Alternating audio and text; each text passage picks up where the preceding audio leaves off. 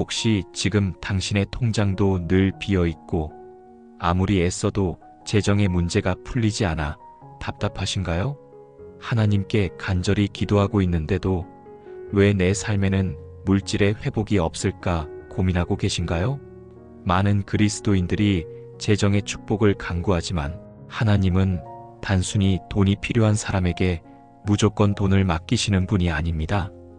하나님은 돈을 감당할 수 있는 사람, 그 돈을 하나님의 뜻에 따라 사용할 준비가 된 사람에게 재정을 부어주십니다.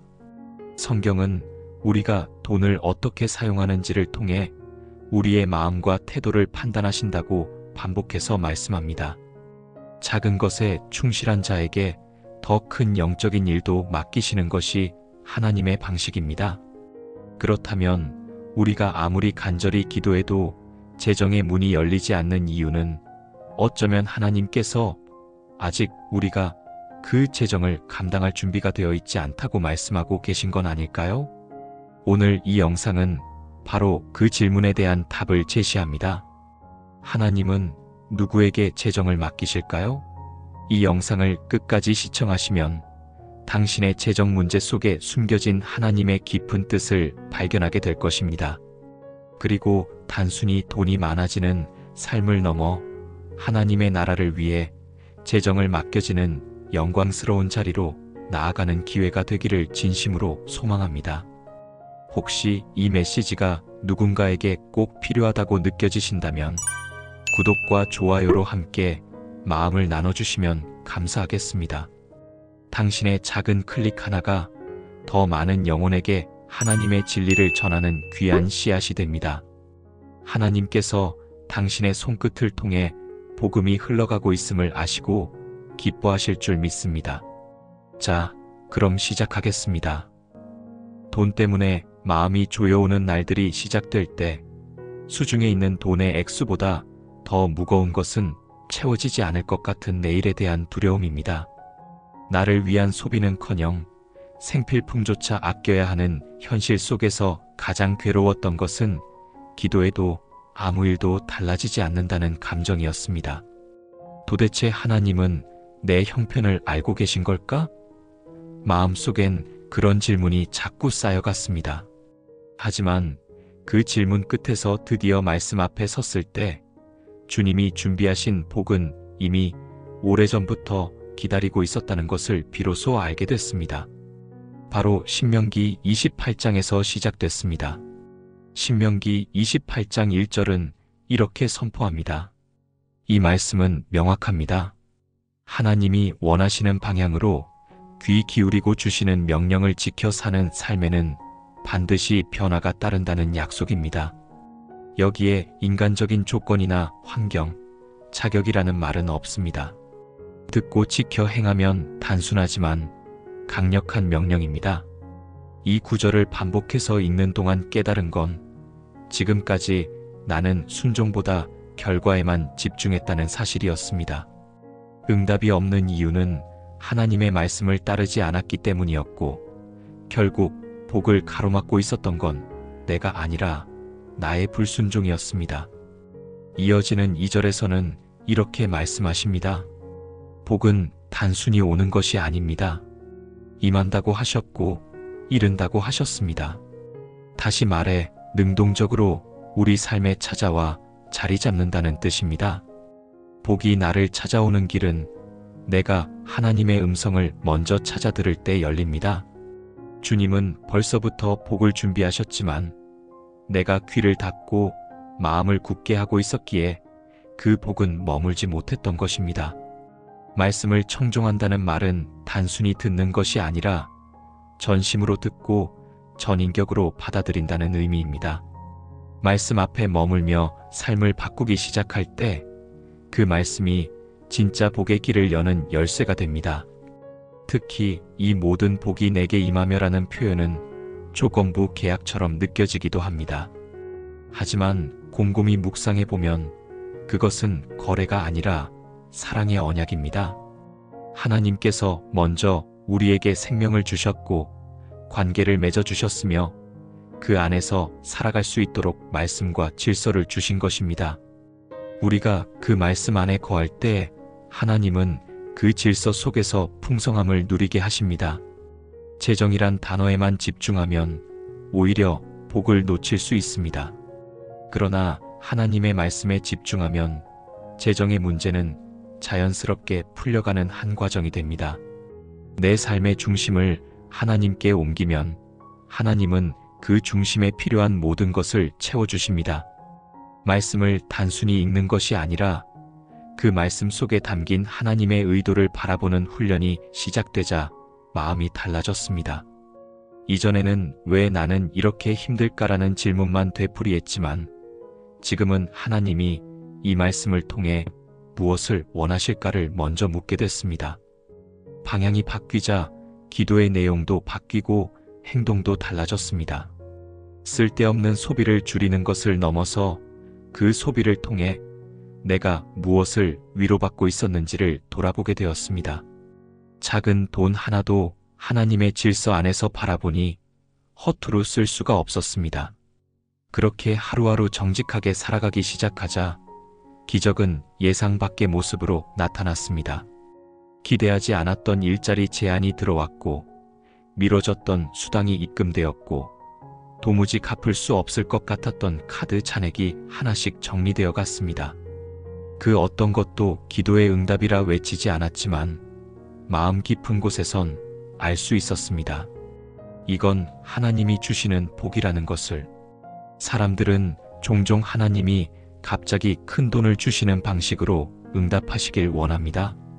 그러나 신명기 28장은 그보다 더 깊은 길을 보여줍니다. 삶 전체의 질서를 바꾸는 방식, 내면을 먼저 회복시키는 응답, 그 모든 변화가 모여 결국 물질의 회복으로까지 이어지는 길을 말씀하십니다. 하나님은 우리의 삶의 구멍을 막지 않으시고 그 구멍을 통해 빛이 들어오게 하십니다. 그렇게 하나님의 방식은 항상 크고 깊고 넓습니다. 나는 단지 재정의 문제를 해결해달라 기도했을 뿐이지만 하나님은 내 성품과 가치관, 관계와 습관까지 바꾸시며 전방위적인 회복을 시작하셨습니다. 말씀 앞에 온전히 머무는 7일, 단 하루도 빼놓지 않고 신명기 28장을 읽었습니다. 외우려고 하지 않았고 억지로 적용하지도 않았습니다. 단지 말씀을 읽는 그대로 내 안에 들이기 시작했을 뿐입니다. 놀랍게도 그렇게 읽은 말씀은 매일 조금씩 다르게 들렸고 나의 형편과 감정에 맞춰 새로운 조명처럼 비춰졌습니다. 그것이 바로 살아있는 말씀의 능력이었습니다. 그리고 그 능력이 내가 붙들고 있던 돈에 대한 두려움을 뿌리째 흔들기 시작한 것입니다. 주님, 이 시간 경제적인 어려움으로 힘든 시간을 보내고 있는 분들을 위해 기도합니다. 헤쳐나갈 방법이 보이지 않고 어떻게 이 문제를 풀어가야 할지 앞이 보이지 않습니다. 막막합니다. 주님만이 소망이 되시고 도움이기에 이 시간 우리의 모든 재정적인 어려움을 주님 앞에 들고 나와 기도합니다. 주님, 주님의 은혜가 필요합니다. 주의 도우심과 긍휼이 필요합니다. 주님께서 도우셔야 살 수 있습니다. 주님, 은혜를 베풀어 주시옵소서. 역사해 주시옵소서. 모든 침문을 열어 주시옵소서. 주님의 허락이 없이는 참새 한 마리도 땅에 떨어질 수 없습니다. 공중에는 새를 보고 보라 하시며 너희는 이것들보다 더 귀하다 하신 주님, 주님께서 돌보실 때 인간의 노력으로는 결코 누릴 수 없는 놀라운 영광을 누리게 됨을 믿습니다. 이 시간 돌보시는 주님의 손길을 허락해 주시옵소서. 때를 따라 돕는 은혜를 주시옵소서. 물된 동산처럼 흘러넘치는 은혜를 주시옵소서. 시냇가에 심긴 나무처럼 풍성한 열매를 맺게 해주시옵소서. 하나님께서 보내주신 까마귀를 만나는 복을 주시옵소서. 우리 주 예수 그리스도의 은혜를 너희가 알거니와 부유하신 이로써 너희를 위하여 가난하게 되심은 그의 가난함으로 말미암아 너희를 부유하게 하려 하심이라. 주님, 주님은 우리를 부유케 하시는 분이십니다. 우리를 이 더미에서 건져 올리실 분이 주님이십니다. 우리를 이 재정적인 올무에서 건져 올려주실 분이 주님이십니다. 우리의 모든 경제적인 문제를 해결하실 분은 주님이십니다. 내가 너희를 부유하게 하리라. 내가 너희를 부유하게 하리라. 약속하신 주님을 신뢰합니다. 삶이 점점 바빠질수록 마음은 자주 황폐해지고 일상은 마치 숨 쉴 틈 없는 들판처럼 메말라갑니다. 특히 재정적인 압박 속에서는 버는 만큼 나가는 구조가 끊임없이 반복되며 번아웃이 일상이 되어버리기도 합니다. 돈이 줄어드는 것이 두려운 게 아니라 희망이 줄어드는 게 무서운 날들이 이어지곤 합니다. 그러다 문득 신명기 28장 3절에서 멈춰섰습니다. 이 한 구절은 마치 내 현실을 꿰뚫듯 다가왔습니다.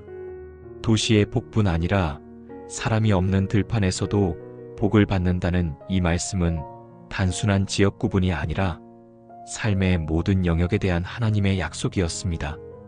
여기서 들은 단지 농사의 현장을 의미하지 않습니다.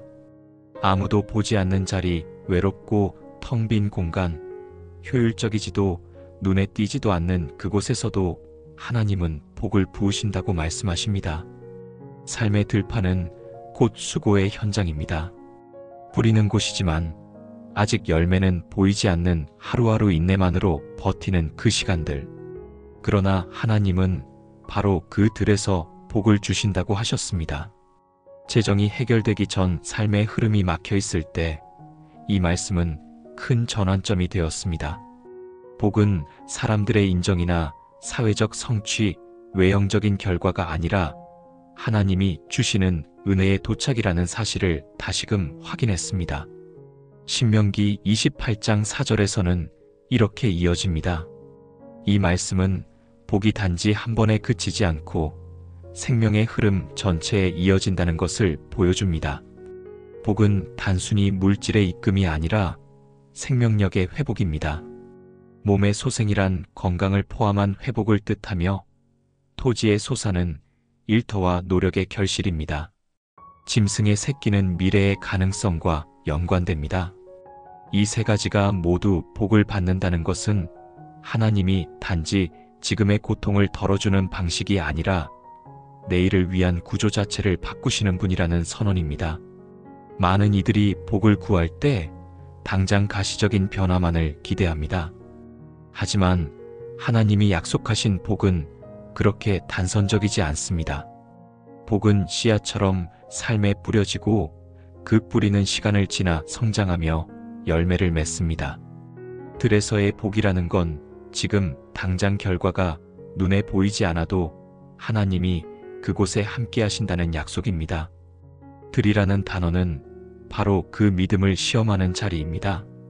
그리고 그 자리를 통과한 자만이 이후에 소산과 소생이라는 단어의 의미를 온전히 누릴 수 있게 됩니다.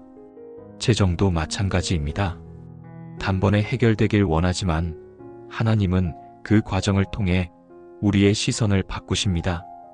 돈을 우상으로 삼지 않게 하시고 재정을 관리하는 지혜와 책임을 회복하게 하시며 무엇보다 재정으로 인해 무너졌던 내면의 질서들을 정돈하게 하십니다. 이 말씀이 특별했던 이유는 나의 삶이 마치 들판처럼 보이던 그 시기에 만났기 때문입니다. 수고는 많은데 결과가 없고 사람도 없는 그곳에서 내가 하고 있는 일이 무슨 의미가 있을까? 자꾸만 흔들릴 때 하나님은 들에서도 복을 받을 것이다라고 말씀하셨습니다. 아무도 보지 않지만 하나님은 보고 계시고 아무 열매가 보이지 않지만 하나님은 이미 복을 시작하셨다는 것을 이 구절을 통해 깨달았습니다. 마음은 놀라울 정도로 정돈되었고 그 정돈된 마음 위로 하나씩 실제적인 변화들이 시작되었습니다. 이전에는 끊겼던 거래가 다시 연결되었고 과거의 수고가 누군가에게 감동으로 남아 도움의 손길이 돌아왔습니다. 전에는 그 모든 걸 운이라 생각했지만 이젠 아닙니다. 들에서도 복을 주시는 하나님의 손길을 체험한 이후로는 작고 우연해 보이는 일조차 결코 우연이 아님을 알게 되었습니다. 특히 토지의 소산이라는 말은 오늘날의 직장, 사업, 재능, 일상 속 기회에 해당합니다. 하나님은 일터에 복을 내리시고 단지 나만이 아니라 내가 접촉하는 모든 구조에 복을 흐르게 하십니다. 이를테면 일의 동료, 나의 거래처, 소비자, 심지어 경쟁자까지도 하나님은 질서 안에 두고 일하십니다. 그래서 기도는 결국 혼자만의 일이 아니라 관계 전체를 변화시키는 복의 통로가 됩니다. 내가 기도하면 하나님은 나만이 아니라 나를 둘러싼 세상을 조율해 가시기 시작합니다. 내가 할 수 있는 건 그 말씀 앞에 머물러 오늘도 성실히 순종하며 일어나는 것입니다. 말씀을 매일 반복해 읽는다는 건 단순한 영적 습관이 아니라 삶 전체에 하나님의 복이 뿌려지는 통로를 다시 여는 일입니다. 나를 위한 말씀이 아니라 하나님이 주시는 질서의 회복을 받아들이는 시간이기도 했습니다. 무언가 억지로 바꾸려 들지 않고 주시는 말씀에 나를 맞추기 시작하자 예상치 못한 복들이 흘러들기 시작했습니다. 들판은 여전히 조용하고 눈에 보이는 성과는 없을지라도 말씀을 따라 뿌린 하루는 반드시 열매 맺는 날을 예비하게 됩니다. 하나님은 그 들판에도 이미 복을 준비해 두셨고 나는 단지 그 말씀을 믿고 순종하는 일만 남았습니다. 주님, 악인은 꾸고 갚지 아니하나 의인은 은혜를 베풀고 주도다. 주의 복을 받은 자들은 땅을 차지하고 주의 저주를 받은 자들은 끊어지리라. 여호와께서 사람의 걸음을 정하시고 그의 길을 기뻐하시나니 그는 넘어지나 아주 엎드러지지 아니함은 여호와께서 그의 손으로 붙드심이로다. 하나님께 복을 받은 사람은 땅을 차지하게 된다. 약속하신 주님, 저는 하나님의 복을 받은 사람입니다. 죄사함의 복을 받은 사람입니다. 하나님의 자녀가 되는 복을 받은 사람입니다. 영혼이 잘되고 범사가 잘되는 복을 받은 사람입니다. 주님, 오늘 주의 복을 내려주시옵소서. 땅을 차지하는 복을 주시옵소서. 빚진 삶이 아니라 베풀고 나누는 삶을 사는 복을 주시옵소서.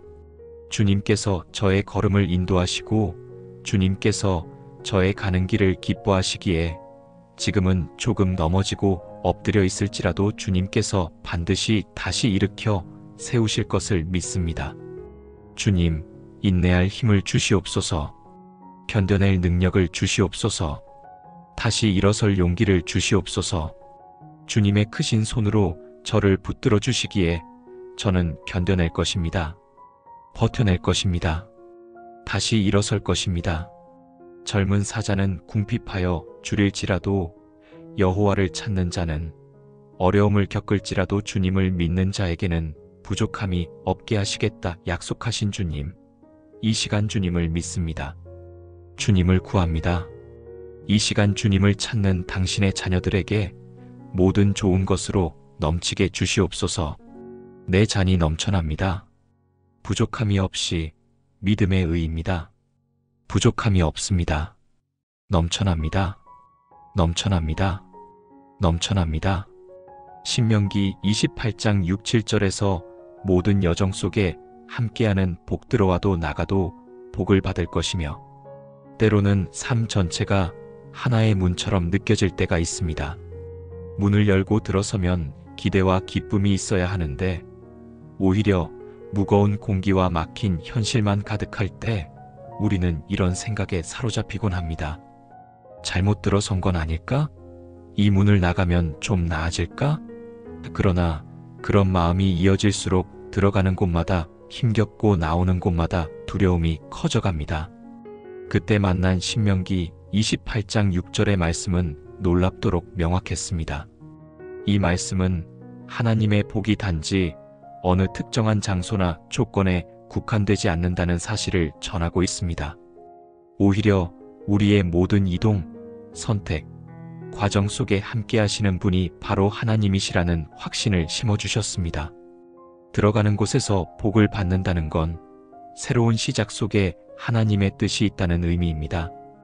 이직, 새로운 사업, 이전보다 나은 환경으로의 전환 또는 다시 시작하는 기도와 예배의 자리까지 어떤 방향으로든 하나님이 인도하시는 문이라면 그 문 안에서도 복이 있다는 약속입니다. 그러나 동시에 나가는 곳에서도 복을 받는다고 말씀하십니다. 이는 끝맺음의 복입니다. 어떤 일을 내려놓을 때, 관계를 정리할 때, 익숙했던 자리를 떠날 때에도 하나님의 복은 그 가운데 있습니다. 사람들은 떠남은 실패이고 들어감은 성공이라고 구분하지만 하나님의 방식은 다릅니다. 그분의 인도하심은 모든 이동 안에 복을 담아두십니다. 나가는 순간에도 거기엔 하나님의 뜻이 있고 축복이 따릅니다. 이 말씀이 내 삶에 가장 깊이 다가온 건 한 가지 결정 앞에서였습니다. 오랜 시간 정들었던 곳을 떠나야 하는 상황이었고 재정적인 불안은 물론 앞으로의 방향도 명확하지 않았습니다. 마치 문 앞에서 멈춰 선 느낌, 들어가야 할지 나가야 할지 몰랐던 그 지점에서 이 말씀은 분명하게 다가왔습니다.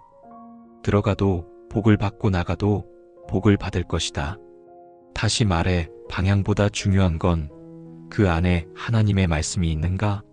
그리고 내가 그 말씀에 귀 기울이며 순종하고 있는가였습니다.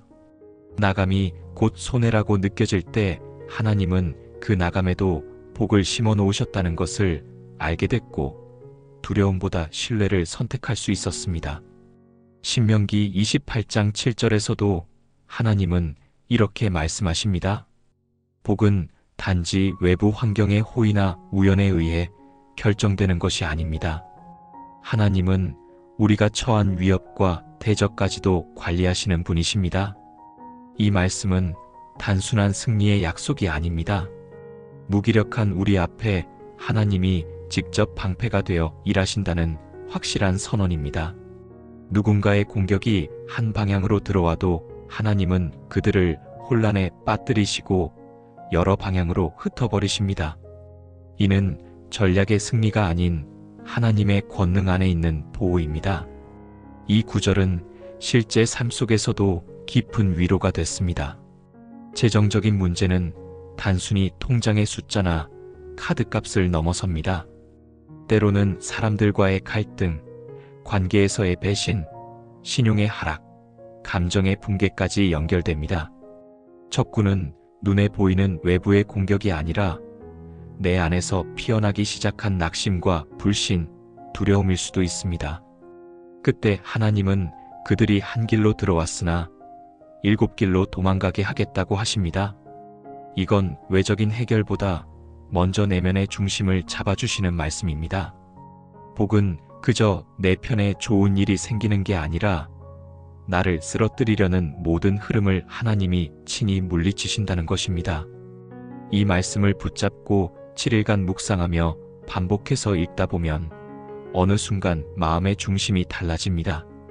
경제적인 위기에도 불구하고 더 이상 겁내지 않게 됩니다. 왜냐하면 하나님이 이미 모든 경로 위에 복을 심어 놓으셨다는 걸 믿게 되기 때문입니다. 내가 들어가는 이 일, 시작되는 이 만남, 마무리되는 이 시기, 심지어 마주한 갈등과 오해까지도 그 안에 하나님의 질서가 흐르고 있다는 것을 확신하게 됩니다. 그리고 그 확신은 내 감정이 아니라 말씀에 뿌리를 둔 것이기에 흔들리지 않습니다. 재정의 회복은 마치 새로운 문을 여는 일입니다. 그런데 그 문은 내가 짜낸 계획으로만 열리지 않습니다. 신명기 28장의 약속을 깊이 읽고 믿기 시작할 때 하나님은 모든 문에 복을 더하셨다는 것을 알게 됩니다. 그래서 내가 어디로 가든지 무엇을 시작하든지 어떤 자리를 마무리하든지 간에 그 모든 여정 안에서 하나님은 복으로 덮으십니다. 다시 말해 나의 재정이 풀리는 건 단순히 돈이 들어오는 구조가 아니라 복이 깃든 문을 지나고 있다는 증거였습니다. 하나님은 나가라고 하실 때에도 들어가라고 하실 때에도 그 길을 헛되이 열지 않으십니다. 그렇다면 우리가 해야 할 일은 그 문 앞에서 주저하는 것이 아니라 말씀을 기준으로 삼고 믿음으로 걸어 나가는 것입니다. 복은 이미 그 길 위에 있습니다. 우리가 볼 수 없을 뿐이지 하나님은 어느 문에든 복을 예비해 두셨습니다. 그리고 그 복은 나의 길 위로 다가오고 있습니다. 주님 다시 시작할 수 있는 은혜를 주셔서 풍성한 열매를 맺게 하시고 수고한 모든 노력이 헛되지 않게 하시고 부도의 위기에서 건져주시옵소서. 하나님께서 채워주시는 재정으로 은행의 잔고가 가득하게 주시옵소서. 하나님이 능히 모든 은혜를 너희에게 넘치게 하시나니 이는 너희로 모든 일에 항상 모든 것이 넉넉하여 모든 착한 일을 넘치게 하려 하심이라. 온갖 놀라운 축복을 넘치도록 부어주시는 하나님, 하나님께서 축복하시기에 저는 하는 일마다 다 잘 될 것입니다. 주님께서 아시지 않으시니 예산이 부족해서 못할 일이 없을 것입니다. 돈이 모자라서 못할 일이 없을 것입니다. 주님께서 함께 하시기에 잘 될 것입니다. 손때는 모든 일마다 넉넉하게 해낼 것입니다. 넘치는 열매를 맺게 될 것입니다. 그 좋으신 하나님을 끝까지 신뢰하며 낙심하지 않고 절망하지 않고 아무리 힘들어도 포기하지 않는 은혜를 주시옵소서. 신명기 28장 5절에서는 일상 속 작은 것에도 이 많은 복광주리와 떡 반죽 그릇이 복을 받을 것이며 라고 말씀하십니다.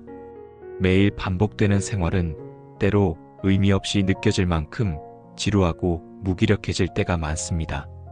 아침에 눈을 뜨고 밥을 짓고 장을 보고 다시 집을 정리하고 늘 같은 자리에서 반복되는 이 생활이 과연 하나님과 무슨 관계가 있을까 하는 생각이 들기도 합니다.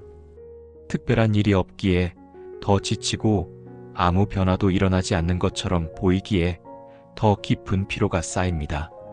하지만 바로 그 일상 속에 하나님의 복이 머물 수 있다는 것을 신명기 28장 5절은 분명히 보여줍니다. 이 말씀이 처음엔 낯설게 느껴졌지만 묵상할수록 현실의 가장 깊은 곳까지 닿는 은혜였습니다. 하나님의 복은 특별한 행사나 예외적인 순간이 아니라 매일을 살아내는 평범한 삶의 도구들에 머무릅니다. 광주리는 먹을 것을 담는 공간이고 떡 반죽 그릇은 생존을 위한 가장 기본적인 식사 준비의 상징입니다. 오늘날로 말하면 장바구니와 주방, 식탁과 지갑, 노동과 가정의 현장입니다. 하나님은 우리의 경건한 삶만 복 주시는 것이 아니라 우리가 마주하는 평범한 일상도 복 주신다고 말씀하십니다. 이 구절을 읽으며 처음으로 내가 밥 짓는 이 손길에도 하나님이 함께 하시는구나 하는 고백이 나왔습니다. 단지 재정적으로 넉넉해지는 것을 넘어서 하나님은 우리 삶의 중심에 풍성함의 질서를 다시 세우시는 분입니다. 매일 반복되는 그릇 하나, 작은 용기 하나조차 복되게 하신다는 약속은 일상의 전 영역에 하나님이 통치하신다는 선언이기도 합니다. 이 말씀이 삶 속에 깊이 다가온 건 특별한 일이 없던 일주일 동안이었습니다. 어떤 전화도 오지 않았고 돈이 생긴 것도 아니었습니다. 하지만 신명기 28장을 매일 읽으며 이 구절을 묵상하던 어느 날 하루의 시작이 달라지기 시작했습니다.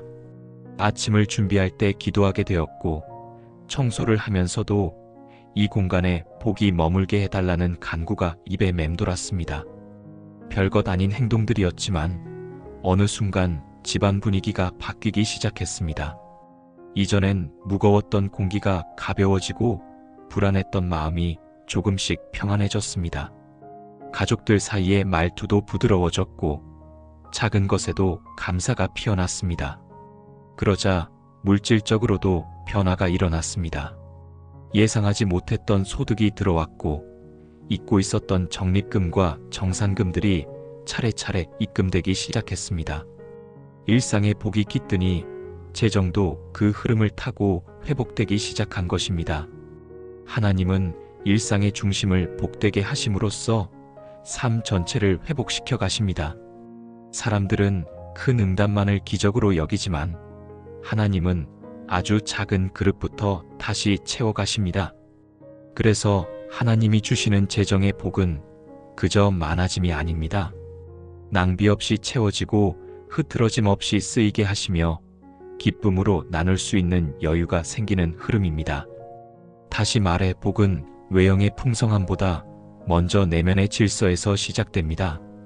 광주리와 떡 반죽 그릇이 복을 받는다는 것은 곧 나의 준비하는 손길과 삶을 운영하는 지혜와 태도가 하나님의 질서 안으로 회복되는 것을 의미합니다. 이 말씀은 특히 가정을 운영하는 이들, 장을 보고 밥을 짓고 자녀를 돌보는 일상의 무게를 감당하는 이들에게 깊은 위로와 능력이 됩니다. 내가 지금 하는 일이 무슨 의미가 있겠어라는 생각에 갇혀 있다면 하나님은 말씀하십니다. 그릇에도 복이 임한다고. 보이지 않지만 하나님은 그 손길을 지켜보시며 그 정성을 복의 통로로 사용하십니다. 그래서 복은 먼 곳에 있지 않고 우리 눈앞에 식탁 위에도 부엌의 불 위에도 냉장고의 조그마한 장바구니 안에도 깃들어 있을 수 있습니다. 이 구절을 묵상하면서 점차 돈이 없다는 말 대신 하나님이 준비하신 복을 기다린다는 고백으로 바뀌기 시작했습니다. 당장의 부족함에 초조해하지 않고 오늘도 하나님이 주신 하루의 흐름 안에서 충실히 살아내는 것을 복으로 여기게 됐습니다. 신명기 28장의 복은 나의 태도를 변화시키고 삶의 관점을 뒤바꿉니다.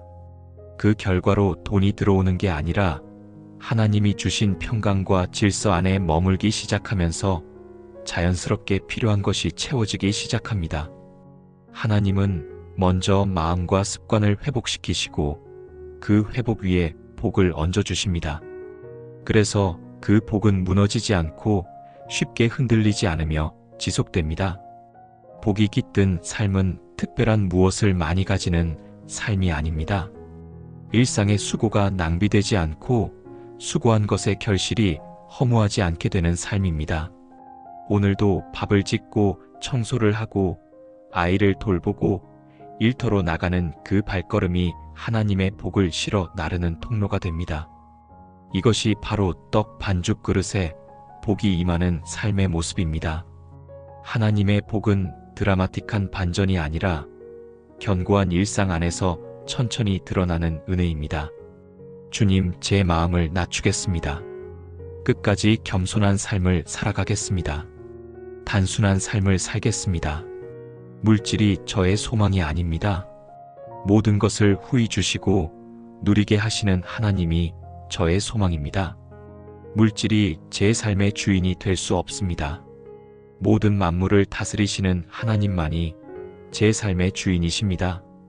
주님, 하나님께서 허락하신 물질을 하나님의 뜻대로 잘 관리하고 사용할 수 있는 지혜로운 청지기가 되게 해주시옵소서. 하나님께서 허락하신 물질을 통해 가정을 잘 돌보게 하시고 하나님을 섬기고 교회를 세우며 이웃을 사랑하며 사용하게 주시옵소서. 나누고 베푸는 것을 기뻐하며 많은 선한 사업을 일으키게 주시옵소서. 재정에 압박이 있는 사람을 함부로 대하지 않게 하시고 재정적인 여유가 있을 때에도 사람을 무시하지 않게 해주시옵소서. 어떤 상황에서도 사람을 소중히 여기고 너그러운 마음으로 사람을 대할 수 있는 인을 주시옵소서. 온유한 자는 복이 있나니 그들이 땅을 기업으로 받을 것입니다. 불같은 모래에서 온유한 사람으로 변화시키신 주님께서 이 시간 모든 예민한 마음과 억울한 마음과 화가 난 마음을 다스려 주시고 땅을 기업으로 받을 수 있는 온유한 마음을 주시옵소서. 마음의 여유를 주시옵소서. 하나님을 믿는 믿음을 주시옵소서. 여호와께서 집을 세우지 아니하시면 세우는 자의 수고가 헛되며 여호와께서 성을 지키지 아니하시면 파수꾼의 깨어있음이 헛되도다. 주님, 우리의 수고가 헛되지 않도록 주님께서 저의 일터를 지켜주시고 주님께서 저의 일터를 세워주시옵소서. 제 삶의 진정한 주인 되시는 예수님의 이름으로 기도드립니다. 아멘. 신명기 28장 8절에서는 창고와 손으로 하는 모든 일에 복을 내리시며 라고 말씀하십니다. 사람이 무엇을 결정하고 움직일 때 가장 간절히 바라는 건 확신입니다. 내가 택한 길의 결과가 따를지, 오늘 내리는 선택이 틀리지 않았는지 확인받고 싶은 마음은 누구에게나 있습니다. 특히 돈과 관련된 결정일수록 그 마음은 더욱 무거워집니다. 하지만 현실은 다릅니다. 수많은 선택이 불확실한 가운데 이루어지고 아무리 신중해도 예기치 못한 손해를 입을 때가 있습니다. 그런 날들 속에서 신명기 28장 8절은 전혀 다른 방식으로 다가왔습니다. 이 말씀은 단지 삶의 영역에 복이 임한다는 것을 넘어 하나님이 복을 명령하신다는 뜻을 담고 있습니다. 이건 우연도 축복도 아닌 하나님의 의지이자 선포입니다. 복을 내리신다는 표현은 단순한 축복이 아니라 하늘의 권위로 내려지는 선언입니다. 이 복은 감정이나 상황에 따라 달라지지 않고 하나님이 뜻하신 바에 따라 움직이는 실제적인 명령입니다. 마치 군대의 장군이 명확하게 지시를 내리는 것처럼 하나님은 복이 그 사람의 창고로 가라, 그의 손으로 하는 일마다 번성하라고 직접 명하십니다. 말씀은 그것이 현실이 되는 능력을 지녔기에 하나님의 이 명령은 반드시 이루어지는 약속입니다. 그러므로 이 구절은 우리가 복을 받아도 될지 자격이 있는지 따지는 것이 아니라 하나님께서 복을 주시기로 이미 뜻하셨다는 것을 선포하는 것입니다. 창고에 복을 내리신다는 말은 과거의 수고와 준비된 자원 위에 하나님이 은혜를 더하신다는 뜻입니다. 창고는 지금까지 모아온 시간, 노력, 열매가 머물러 있는 공간입니다. 하나님은 우리가 준비해온 삶의 그릇 위에 복을 내리십니다. 혹시 창고가 비어있다고 느껴진다면 그것은 아직 하나님의 명령이 도달하지 않은 상태일 뿐입니다. 그러나 하나님이 복을 명령하시는 순간 텅 빈 창고에도 새로운 풍성함이 채워지기 시작합니다. 이 말씀은 나의 현실보다 하나님의 명령이 얼마나 실제적인지를 묵상하게 합니다. 그리고 이어지는 내 손으로 하는 모든 일에 복을 내리시고라는 말씀은 더욱 구체적입니다. 복이란 것이 막연한 형통이 아니라 내가 직접 하는 일, 손을 뻗어 수고하는 그 영역마다 임한다는 뜻입니다. 이것은 내가 움직일 때 하나님도 일하신다는 뜻이며 동시에 아무것도 하지 않으면서 복을 기다리면 안 된다는 권면이기도 합니다.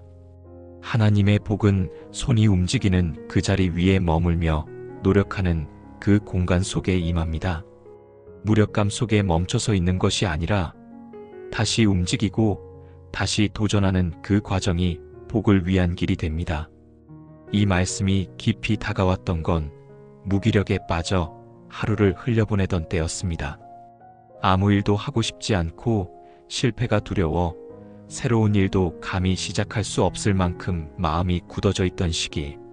그때 이 말씀을 읽으며 마음속에 생생하게 울렸던 것은 하나님은 여전히 복을 명령하신다는 확신이었습니다. 내가 멈췄을 뿐 하나님은 단 한순간도 멈춘 적 없었습니다. 그리고 그 복은 이미 내 삶 전체를 향해 내려오고 있었습니다. 그 사실을 깨닫자 비로소 다시 손을 움직이기 시작할 수 있었습니다. 아무도 주목하지 않는 작은 일부터 다시 시작했을 때 하나님은 놀라울 만큼 신속하게 반응하셨습니다. 사소한 제안 하나가 연결되었고 닫혀있던 거래가 다시 열렸고 작게 시작한 일이 예상보다 크게 열매를 맺었습니다. 그 일들은 결코 내 능력으로 설명할 수 없는 흐름이었고 하나님이 복을 내리셨기 때문이라는 말밖에 할 수 없었습니다. 그리고 내게 주시는 땅에서 내게 복을 주실 것이며라는 말씀은 이 모든 복이 현실로 뿌리내릴 장소가 있다는 뜻입니다.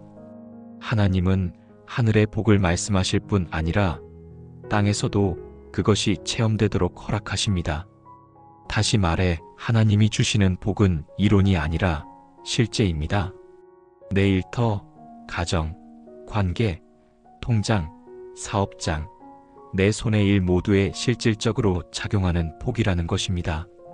이 말씀을 묵상하면서 깨달은 건 하나님은 내가 어디에 있든지 간에 그 땅에서 복을 내리신다는 사실입니다. 환경이 문제가 아니라 그 땅을 누가 주셨느냐가 중요했습니다. 하나님이 주신 땅이라면 거기서 실패도 도약이 되고 눈물도 축복의 씨앗이 됩니다. 하나님은 그 땅에 복을 심어두셨고 나는 그것을 발견하기 위해 말씀에 귀를 기울이는 것입니다. 복은 기다리는 대상이 아닙니다. 하나님이 명령하시는 순간 시작되는 하나님의 실제적인 움직임입니다. 내가 머무는 장소, 내가 손대는 모든 일, 내가 계획하고 도전하는 영역, 그 모두는 복의 무대가 될 수 있습니다.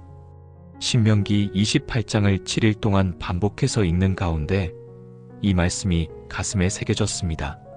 하나님은 지금도 나를 위해 복을 명령하시는 중이라는 믿음이 하루하루를 다시 움직이게 하는 힘이 되었습니다. 내 삶이 흔들려도 그 명령은 흔들리지 않습니다. 하나님이 말씀하셨기 때문입니다. 주님 물질의 어려움으로 고난 가운데 있습니다. 저에게 방법이 없기에 주님을 의지합니다. 제가 물질로 고통받지 않도록 주님께서 채워주시옵소서. 너희는 먼저 그의 나라와 그의 의를 구하라. 그리하면 이 모든 것을 너희에게 더하시리라. 약속하신 주님, 제가 얼마나 주님을 사랑하고 성실하게 교회를 섬겨왔는지 주님이 아십니다. 없는 중에도 주의 종을 섬기고 사람들을 대접하며 살아온 삶을 주님이 아십니다. 주님 앞에서 최선을 다해 살아왔고 주님 앞에 빈손으로 오지 않았음을 주님이 아십니다. 모든 것을 더해주시는 주님, 주님은 저보다 저의 필요를 더 잘 아시고 저의 소원을 만족하게 하는 분이십니다. 주님은 저에게 알맞게 채워주시고 부자로 살아갈 능력을 주신 분이십니다. 주님은 제가 손대는 일마다 잘되게 하시고 하는 일마다 풍성한 열매를 맺게 하는 분이십니다. 만물의 주인 되신 주님, 주님이 저의 아버지이시고 저는 주님의 자녀입니다. 저는 주님의 상속자입니다. 주님이 저의 공급자시고 천국의 그 은 보화가 다 저의 것입니다.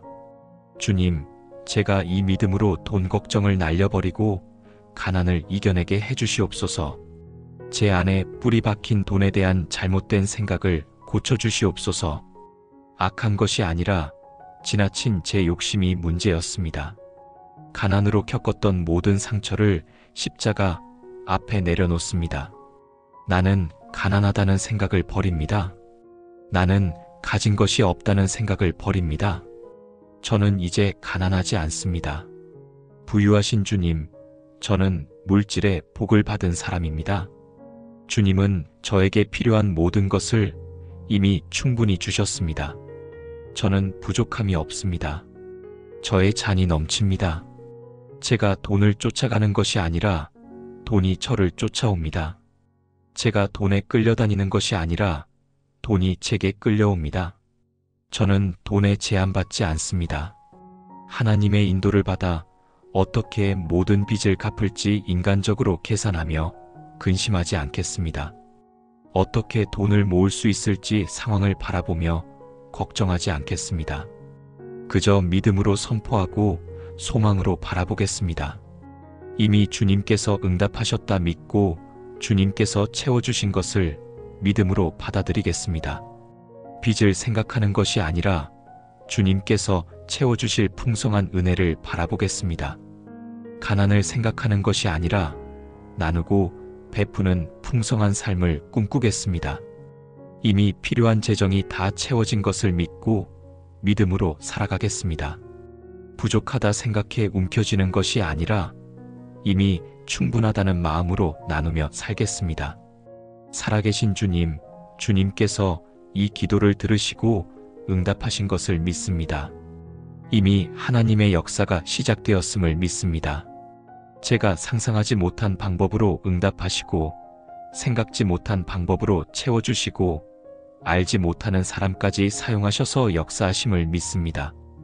시간이 갈수록 통장의 잔고가 점점 더 불어나고 있음을 믿습니다. 오늘도 은혜의 새바람이 불어오고 있음을 믿습니다. 주님 감사합니다.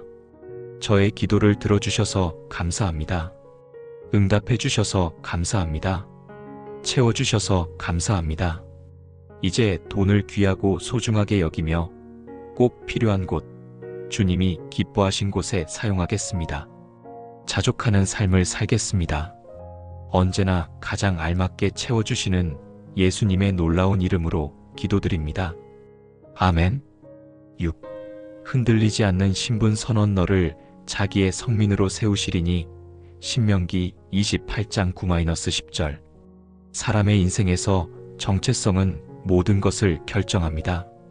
내가 누구인지 어떤 존재로 살아가고 있는지를 아는 순간 돈이 있든 없든 삶의 태도는 달라지기 시작합니다. 그런데 많은 이들은 재정이 무너지면 곧 자신도 무너진다고 느낍니다.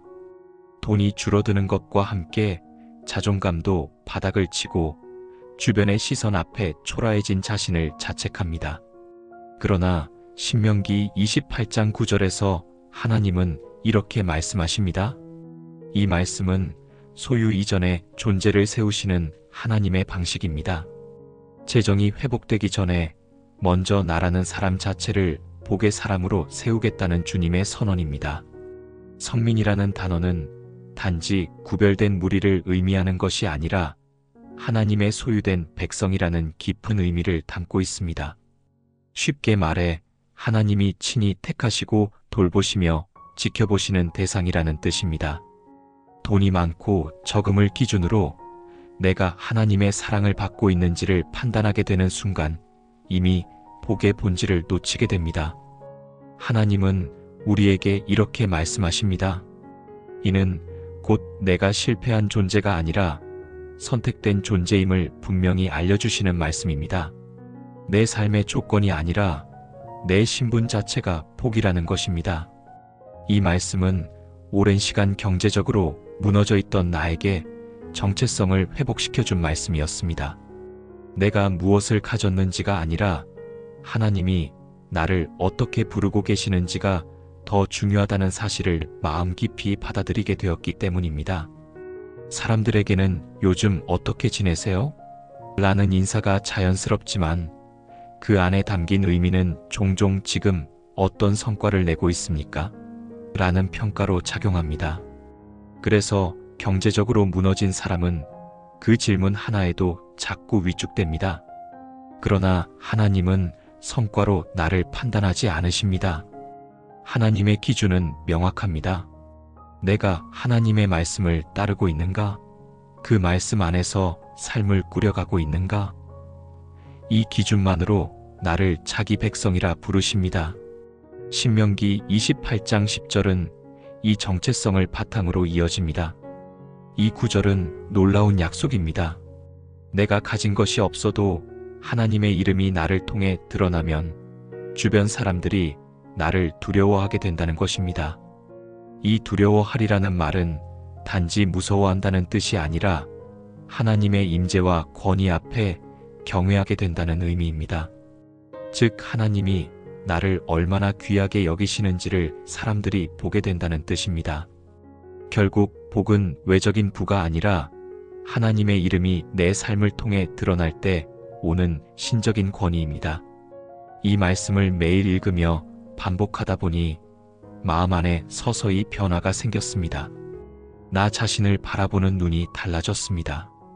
통장 잔고는 여전히 변함없었고 당장 해결된 문제는 없었지만 마음 깊은 곳에서 이상하게 담대함이 피어올랐습니다. 하나님이 나를 자기 백성으로 세우셨다는 사실 하나만으로도 그 어떤 불안도 이겨낼 수 있을 것 같은 확신이 자리 잡기 시작했습니다. 이전에는 세상 속의 작은 나였지만 지금은 하나님의 이름이 나를 통해 드러나고 있다는 사실이 스스로를 지탱해주기 시작했습니다. 이는 단지 위로가 아니라 실제적인 능력이었습니다. 주변에서도 놀라운 변화가 생겼습니다. 예전에는 나를 평가하던 사람들이 조심스럽게 조언을 구하고 한마디씩 격려를 건넸고 때로는 도움을 먼저 제안하기도 했습니다. 내가 달라진 게 아니라 내 안에 계신 하나님이 드러나기 시작한 것입니다. 하나님의 이름이 우리를 위해 불릴 때 우리는 더 이상 수치의 사람이 아닙니다. 그리고 이 복은 단지 사람들 앞에서 당당해지는 것 이상으로 하나님의 보호 아래 살아가는 삶이 시작된다는 뜻입니다. 너를 자기의 성민으로 세우시겠다는 이 말씀은 곧 어떤 상황에서도 버림받지 않고 누구보다 귀하게 여겨지는 삶의 회복을 뜻합니다. 그리고 그 회복은 결국 삶의 모든 영역으로 흘러갑니다. 재정도 마찬가지입니다. 복은 돈이 많아지는 것이 아니라 돈을 주시는 하나님의 이름으로 내가 살아가고 있다는 것을 자각하는 데서 시작됩니다. 그렇게 하나님의 이름이 나의 정체성이 되고 그 이름이 복이 되어 나를 지켜갑니다. 정체성이 회복된 사람은 쉽게 흔들리지 않습니다. 외부의 판단에 휘둘리지 않고 내부의 결핍에도 눌리지 않습니다. 왜냐하면 그는 알고 있기 때문입니다. 하나님이 나를 택하셨고 나는 그분의 백성이라는 것을. 이 고백 위에서는 순간 삶의 방향이 달라지고 그 방향 안에서 진짜 복이 뿌리내리기 시작합니다. 이 복은 흔들리는 시대 속에서도 흔들리지 않으며 무너지는 구조 안에서도 꺾이지 않습니다. 왜냐하면 이 복은 하나님이 친히 내리신 신분이기 때문입니다. 주님 하는 일마다 잘 안 되다 보니 이제는 뭘 해도 잘 안 될 것처럼 느껴집니다. 아무리 발버둥 쳐도 여전히 제자리를 맴도는 것 같아 이제는 아무것도 하기 싫어집니다. 내가 잘할 수 있을까 하는 생각에 불안하기도 하고 잘 나가는 사람들의 이야기에 제 모습이 초라하게 느껴지기도 합니다. 주님, 제가 모든 것을 가진 것도 아니고 모든 것을 다 잘할 수 없지만 주님의 뜻을 이루기에 조금도 부족함이 없고 주님 안에서 이미 충분하다는 것을 기억하게 해주시옵소서. 온 세상보다 더 크신 주님께서 저를 가장 완벽하게 지으셨고 그 주님께서 지금 제 안에 계신 것을 믿게 해주시옵소서. 제가 믿음의 한 걸음을 내디딜 때 주님은 물 위를 걷는 기적을 일으키시고 제가 작은 일에 최선을 다할 때 주님은 더 큰 일을 준비하십니다. 비록 실패할지라도 주님께서 회복시키실 것을 믿고 새로운 도전을 하는 용기를 주시옵소서. 익숙하고 편안한 것을 뒤로하고 믿음의 모험을 떠나게 주시옵소서. 식은 가슴을 다시 타오르게 하시고 잃어버린 열정을 되살려 주시옵소서. 이제 뭘 하겠어? 이 나이에 뭘 할 수 있겠어? 이미 나는 늦었어. 이런 생각으로는 아무 일도 일어나지 않습니다. 주님의 역사는 할 수 있는 게 아무것도 없고 이미 다 끝난 것 같은 상황에서도 여전히 기회가 있다고 믿고 순종하는 자들을 통해 일어납니다. 걸음 위에 주님께서 함께 하시고 믿음으로 붙드는 작은 손 위에 주님의 큰 손을 덮어주시옵소서. 사소한 일에도 주눅이 드는 작은 마음에 하나님의 마음을 부어주셔서 다시 꿈을 향해 도전하는 열정이 솟아나게 주시옵소서. 꿈을 이루는 것과 저의 부족함은 아무 상관이 없습니다. 주님이 함께 하시면 망해가던 일도 다시 살아나고 꺼져가던 불꽃도 되살아납니다. 전능하신 주님께서 함께 하시면 불가능해 보이는 일들도 기적처럼 이루어집니다. 견디기 힘든 고난은 인내를 키울 좋은 기회입니다. 고난의 시간이 버티고 견뎌낼 뿐만 아니라 저도 모르는 저의 가능성을 발견하는 축복의 시간이 되게 주시옵소서.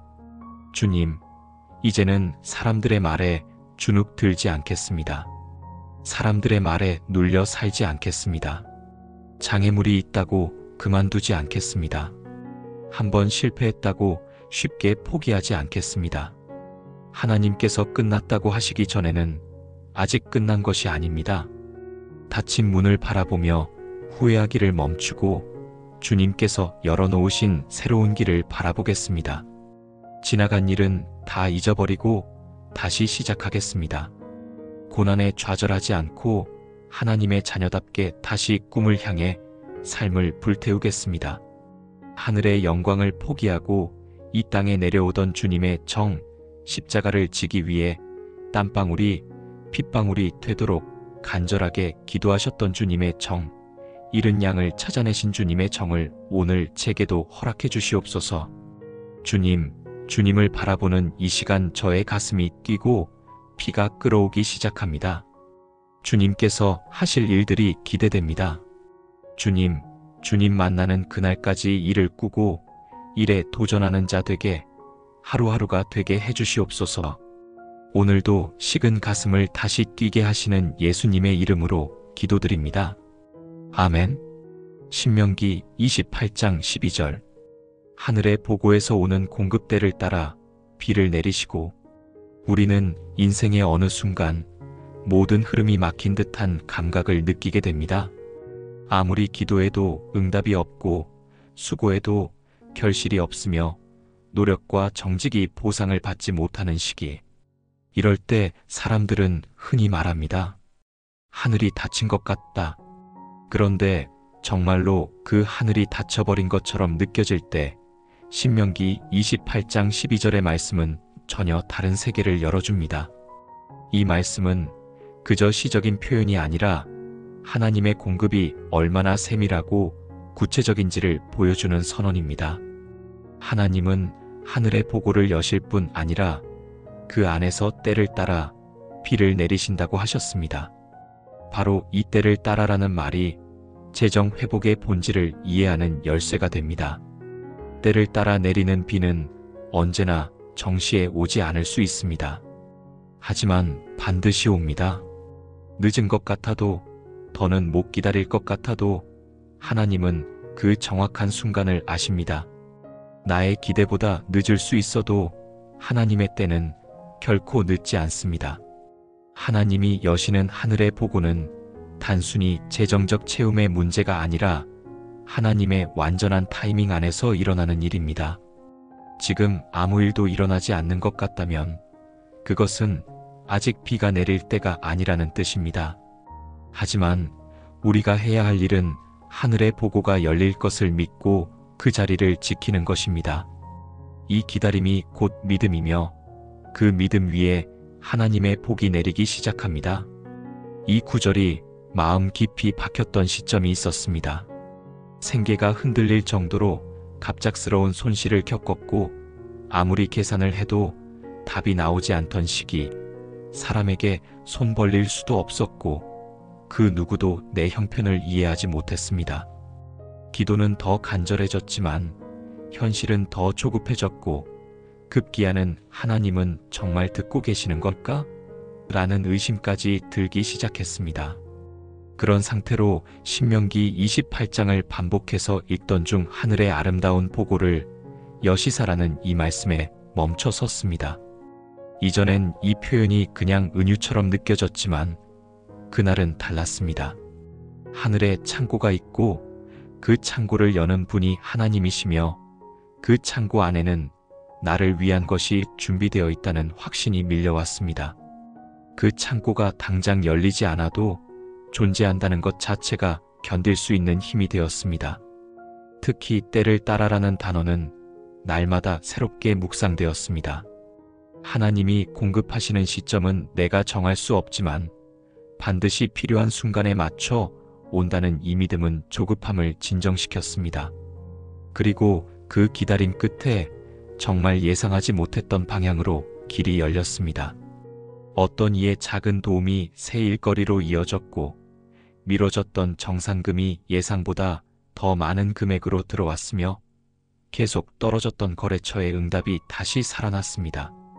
이 모든 흐름은 나의 능력이나 계획이 아니라 하나님이 여신 보고에서 시작되었음을 분명히 느낄 수 있었습니다. 또한 이 말씀에서 주목할 부분은 내 손으로 하는 모든 일에 복을 주시리니라는 부분입니다. 이는 이전 8절과도 연결되지만 하늘의 보고에서 내리는 복이 단지 공중에서 뿌려지는 것이 아니라 우리가 실제로 하는 일 위에 임한다는 뜻입니다. 다시 말해 복은 신비한 운이 아니라 순종과 수고의 자리에 임하는 하나님의 응답입니다. 그래서 하늘의 보고가 열리는 것을 기다리는 사람은 결코 손을 멈춰서는 안 됩니다. 작은 일이든 큰 일이든 하나님은 그 손길 위에 복을 내리십니다. 문제는 우리의 일이 아니라 그 일이 하나님의 말씀을 따라가고 있는가입니다. 방향만 정확하다면 속도는 늦어도 복은 반드시 도착합니다. 하늘의 보고가 열린다는 이 말씀이 실제로 무엇을 의미하는지 마음속에 그려보았습니다. 그것은 끝없이 넉넉한 자원이며 고갈되지 않는 은혜이며 비교할 수 없는 공급입니다. 사람의 도움은 한계가 있지만 하늘의 보고는 한계가 없습니다. 하나님은 그 보고를 우리에게 주시는 것이 아니라 여시는 것이라 말씀하셨습니다. 준비된 복이 있고 하나님이 열어주실 그 순간만을 기다리고 있다는 사실은 절망 속에서도 다시 일어설 수 있는 근거가 됩니다. 재정적 문제도 마찬가지입니다. 지금 보이지 않아도, 지금 당장 해결되지 않아도 하나님은 보고를 여실 준비를 마치고 계십니다. 그리고 우리는 그 복이 내리기 전에 말씀 위에 준비된 그릇으로서 있어야 합니다. 비는 단지 물을 의미하지 않습니다. 때를 따라 내리는 비는 생명을 유지하게 하고 뿌린 씨앗이 자라게 하며 열매를 맺게 하는 필수 요소입니다. 마찬가지로 하나님이 내리시는 복은 우리의 영적 생명은 물론 실제적인 재정과 일상의 수확까지도 자라게 합니다. 내가 아무리 많이 뿌려도 비가 오지 않으면 아무 소용이 없습니다. 반대로 작은 씨앗도 비가 맞으면 자라납니다. 결국 복은 내 행위보다 하나님의 비가 더 중요하다는 것을 이 말씀은 알려줍니다.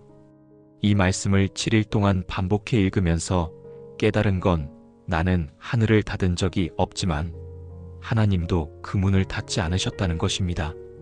내가 조급함으로 보고를 보지 못했던 것이고 내 시선이 땅만 바라보느라 하늘을 잊고 있었던 것입니다.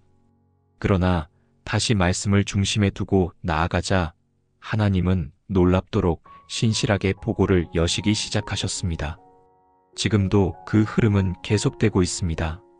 어쩌면 이 글을 읽는 순간에도 하나님은 당신을 위해 보고를 여는 중일지 모릅니다. 주님 생각지 못한 역경이 찾아왔을 때 거대한 벽에 부딪힌 것 같은 마음에 정신을 차릴 수가 없습니다. 고난이 저를 조롱하는 것 같을 땐 제 모습이 너무 초라해 보입니다. 누구도 제 마음을 이해하지 못할 것 같고 누구도 이런 저를 좋아하지 않을 것 같아 마음이 위축되고 사람 만나는 것이 두렵습니다. 주님, 인생에 찾아온 역경 앞에서 사람을 탓하고 세상을 원망하는 것을 멈추고 가장 먼저 주님의 얼굴을 떠올리게 하시고 주님의 이름을 부르게 주시옵소서. 고난도 주님께 나아가는 은혜의 통로가 되게 하시고 주님을 알아가는 축복의 통로가 되게 주시옵소서. 고난을 통해 말씀하시는 주님의 음성을 듣게 하시고 주님의 뜻을 찾게 해주시옵소서. 제가 연단받아야 할 때라면 기꺼이 연단받겠습니다. 주님께서 시험하고 계시다면 이 시험을 넉넉히 통과하게 하시고 이 고난 속에 숨겨진 축복을 받아 누리게 해주시옵소서. 주님, 이미 일어난 고난이라면 아무리 부인해봐야 소용없습니다. 하루빨리 이 시간을 인정하고 받아들이는 겸손한 마음을 주시옵소서. 더 이상 실수했던 저를 자책하거나 지나간 선택을 후회하지 않겠습니다. 잊어야 할 것, 잊어버려야 할 것은 잊어버리게 하시고 배워야 할 것은 배우게 해주시옵소서. 주님께서 허락하신 고난이라면 반드시 주님의 선한 뜻이 있음을 믿습니다. 모든 것이 합력하여 좋은 일이 되게 하실 주님을 믿고 고난에서 도망치는 것이 아니라 역경 속으로 뛰어드는 용기를 주시옵소서. 뿐만 아니라 이 고난을 통해 드러난 저의 교만한 마음을 꺾어주시고 완악한 마음을 녹여주시옵소서. 안주하려 했던 그 생각의 비늘을 벗게 하시고 안 된다는 생각의 껍질을 깨뜨려 주시옵소서. 아무리 거대한 역경이 몰려와도 고난 앞에 무너지는 것이 아니라 제가 할 수 있는 일에 집중하게 해주시옵소서. 주님, 사람들은 제게 안 된다고 하고 힘들다고 합니다. 어렵다, 불가능하다, 가망이 없다고 합니다. 그러나 주님은 한번 말씀하신 것을 반드시 이루시는 분이십니다. 저는 주님께서 이루실 것을 믿습니다. 주님께서 하실 것을 믿습니다. 저를 향한 주님의 크고 놀라우신 계획은 반드시 이루어질 것입니다. 너희 중에 누구든지 지혜가 부족하거든 모든 사람에게 주시고 짓지 아니하시는 하나님께 구하라, 그리하면 주시리라. 누구든지 구하라고 하셨습니다. 지혜를 구하면 지혜를 주시고 능력을 달라 하면 능력을 주시고 사랑이 필요하다면 사랑을 주시겠다고 약속하신 주님, 주님의 모든 말씀을 아멘으로 믿습니다. 이 시간 모든 고난을 견뎌내고 이겨낼 지혜와 능력과 사랑을 부어주셔서 상황에 일일비하지 않게 하시고 상황보다 더 크신 주님을 보게 해주시옵소서. 주님은 고난이 시작되기 전부터 이미 모든 것을 아시고 고난을 이겨낼 방법 또한 미리 준비해 놓으신 줄 믿습니다. 주님께서 앞서 가셔서 모든 문제를 해결해 놓으시고 모든 상황을 바로 잡아주실 것을 믿습니다. 주님, 인생에 역경이 없는 사람이 어디 있겠습니까? 모든 사람이 역경 속에 살아갑니다. 역경이 없기를 바라는 어린아이의 마음을 버리고 삶에 일어나는 역경을 받아들이고 주님과 함께 역경 속으로 뛰어들어 역경을 이겨내고 돌파하는 강인한 마음을 주시옵소서. 수없이 많은 고난을 겪었고 그 많은 역경을 이기고 여기까지 성장했습니다. 지난 모든 역경을 이기게 하신 주님께서 이번에도 이기게 하실 것을 믿습니다. 주님께서 모든 고난을 견뎌낼 힘을 주시고 이 고난과는 비교할 수 없는 아름다운 내일을 보게 해주실 줄 믿습니다. 너를 지으신 이가 말씀하시느니라. 이스라엘아, 너를 지으신 이가 말씀하시느니라. 너는 두려워하지 말라. 내가 너를 구속하였고 내가 너를 지명하여 불렀나니 너는 내 것이라. 사랑하는 아들아, 사랑하는 딸아, 지금부터 내가 하는 말을 잘 듣거라. 너를 지은 내가 하는 말을 잘 들어라. 너는 두려워하지 마라. 너를 두렵게 하는 상대가 누구든 상관없이 내게 싸움을 걸어온다면 나와 싸워야 할 거야. 너를 이기려면 무조건 나를 이겨야 해. 무슨 말인지 알지? 너는 내 거야. 내가 책임질 거야. 주님, 어떤 역경 속에 있어도 주님께서 저와 함께 하시고 저를 대신해 싸워주시고 저를 책임져 주실 것을 믿습니다. 그러기에 주님, 제가 역경의 크기를 부인하지 않게 하시되 역경의 시선 고정하지 않게 하시고 역경보다 더 크신 주님을 바라보게 주시옵소서. 역경 앞에 두려워하는 것이 아니라 역경 중에도 주님의 말씀을 붙들게 해주시옵소서. 모든 역경을 사용하시어 담대하라. 내가 세상을 이기었노라. 신명기 28장 13절. 위치의 변화와 권위 너를 머리가 되게 하시고 꼬리가 되지 않게 하시며 인생은 언제나 위아래로 나뉘듯 보입니다. 결정권을 가진 사람과 그 밑에서 따라야만 하는 사람, 명령을 내리는 위치와 지시를 받는 위치, 수입을 정하는 사람과 그 수입을 기다리는 사람. 누구나 위에 있고 싶지만 현실은 대부분 꼬리처럼 끌려가는 자리에서 머뭅니다. 그러나 신명기 28장 13절에서 하나님은 이렇게 말씀하십니다. 이 말씀은 단순히 지위 상승에 대한 약속이 아닙니다. 이것은 삶 전체의 방향 전환이며 믿음으로 사는 사람에게 주어지는 존재의 이동입니다. 머리가 되게 하신다는 말씀은 명확한 주도권의 회복입니다. 더 이상 상황에 끌려다니지 않고 사람의 반응에 좌우되지 않고 오히려 하나님의 뜻에 따라 선택하고 결정하며 나아갈 수 있는 삶을 의미합니다. 우리가 흔히 생각하는 성공의 개념과는 조금 다릅니다. 이는 외적인 승진이나 재산 축적을 말하기보다 하나님이 주도권을 맡기시는 삶의 태도 변화입니다. 꼬리는 무엇입니까? 스스로 방향을 정하지 못하고 앞에서 움직이는 머리의 판단에 따라 끌려가는 것입니다. 지금까지 내가 돈에 끌려다니고 타인의 평가에 따라 움직이며 상황에 휘둘리는 삶을 살았다면 하나님은 이제 그 흐름을 반전시키겠다고 말씀하시는 것입니다. 내가 결정하는 삶으로, 내가 선택하고 이끄는 삶으로 초대하시는 것입니다.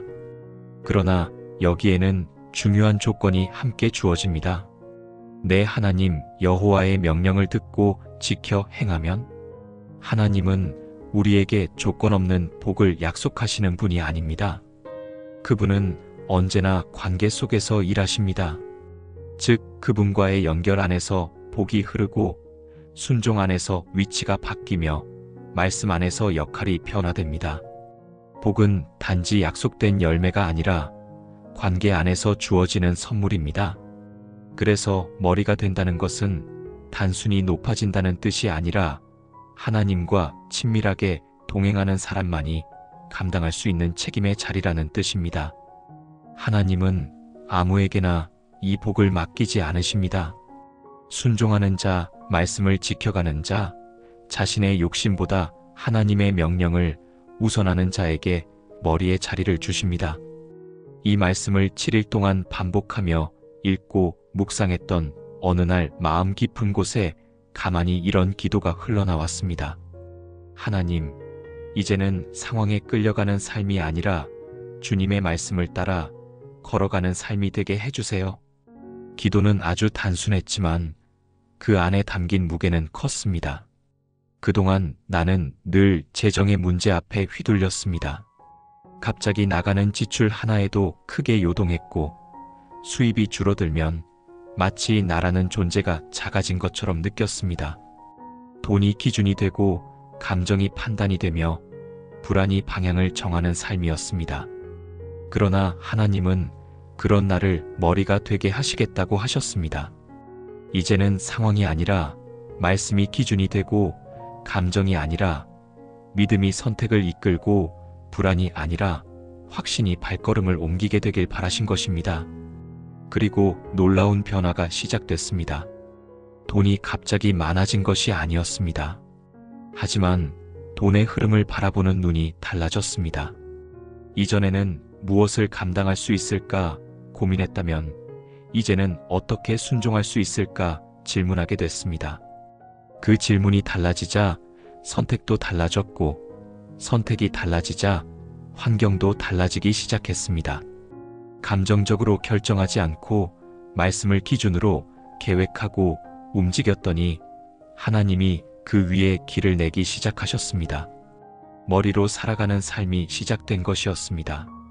여전히 재정은 완전하지 않았지만 그 중심에는 흔들리지 않는 질서가 생겼습니다. 하나님이 나의 머리가 되셨고 나 또한 그분의 명령을 따라 머리의 자리에 서게 되었습니다.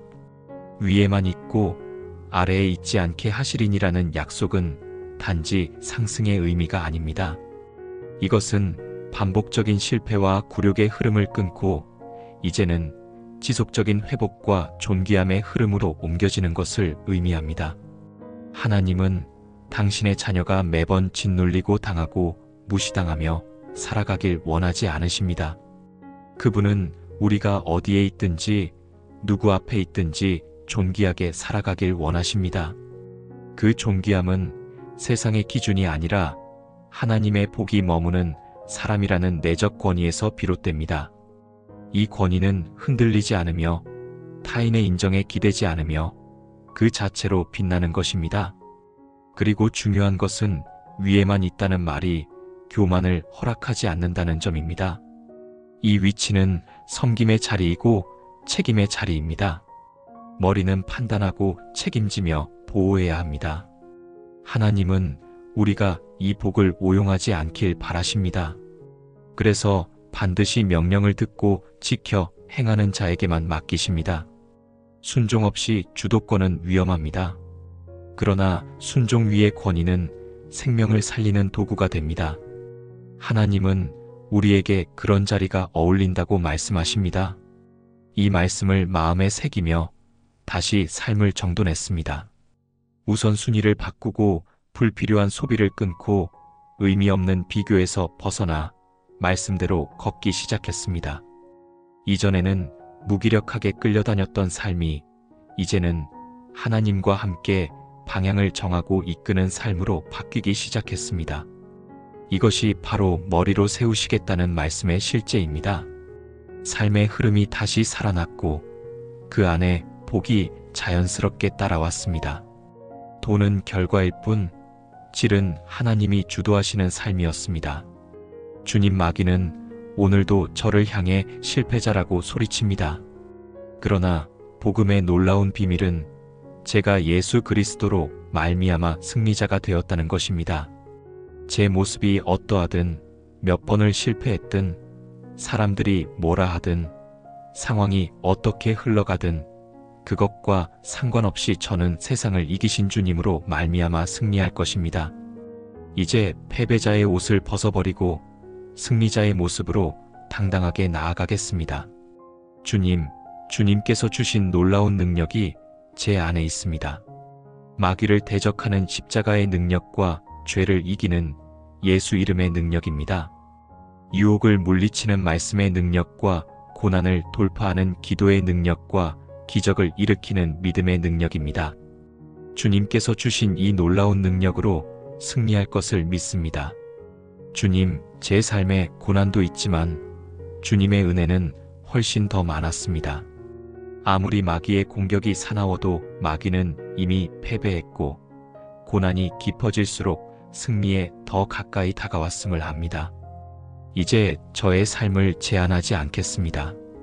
이기게 하실 주님을 신뢰하며 승리를 꿈꾸겠습니다. 하나님이 우리에게 주신 것은 두려워하는 마음이 아니요 오직 능력과 사랑과 절제하는 마음이니 주님 마음은 하나님께서 주신 것이 아니라 마귀가 준 것입니다. 저의 길을 죽이고 자신감을 잃게 하고 주눅 들게 하는 것은 마귀의 역사입니다.